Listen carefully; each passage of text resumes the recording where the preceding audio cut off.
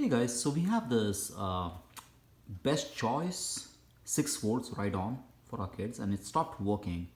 And I started looking into it, and the first problem I found was my battery was not charging properly, so it was not staying to 6 volts. So I changed the battery. I bought something from Amazon. I think it's Mighty something battery.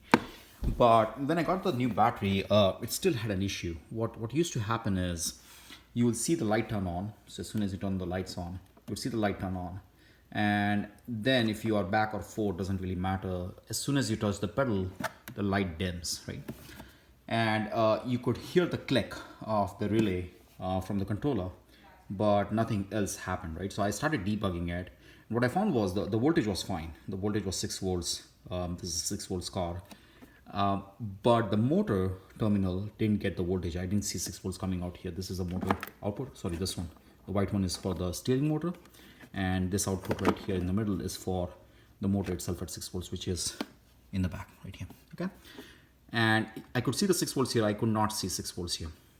So relay clicked on and it would stay on. It won't turn off, which is interesting, right? Now, what I did was I disconnected the relay, the motor, and I tried the same thing. And what I would hear is, as soon as I press this pedal, you would hear the relay click on. But if you let it go, you would hear the relay click off.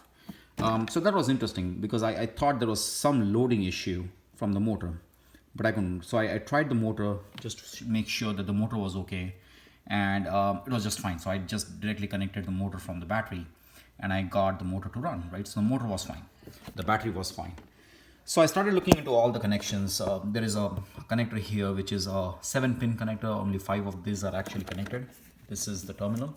So my problem was not this, but at least it might help someone. So what happens here is you'll see a voltage 6 volts on the red one when the switch is turned on, and when the switch turns on, you'll see the white one have the same voltage, right? So the red goes into the switch and comes out as a white, right? So that's what that switch does.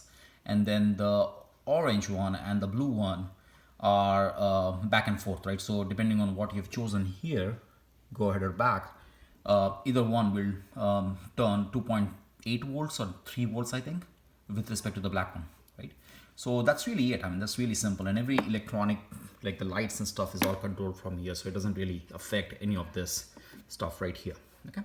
So that was happening. What I did was I thought the controller was the issue. So I ordered one from Amazon.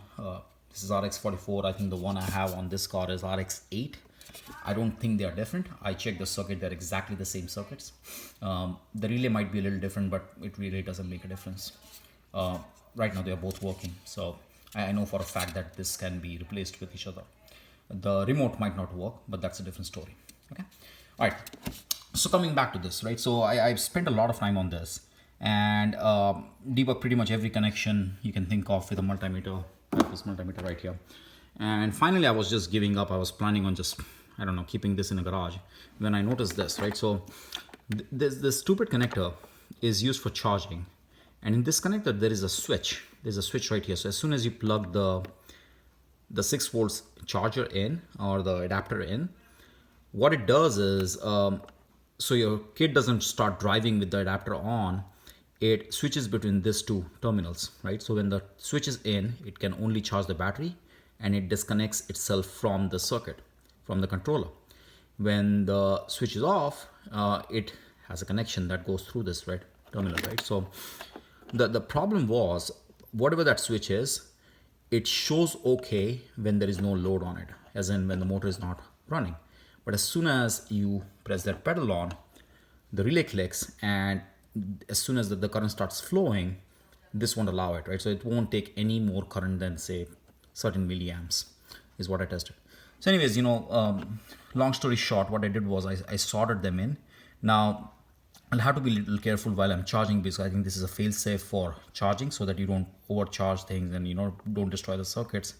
So I'll probably just remove this battery terminal from the controller whenever I do this, whenever I charge it, But this is an easy fix. I just basically soldered this together, and that's it. It's pretty much done. I'm gonna return this controller that I bought. I don't really need this, and off you go, right? So hopefully this might help someone.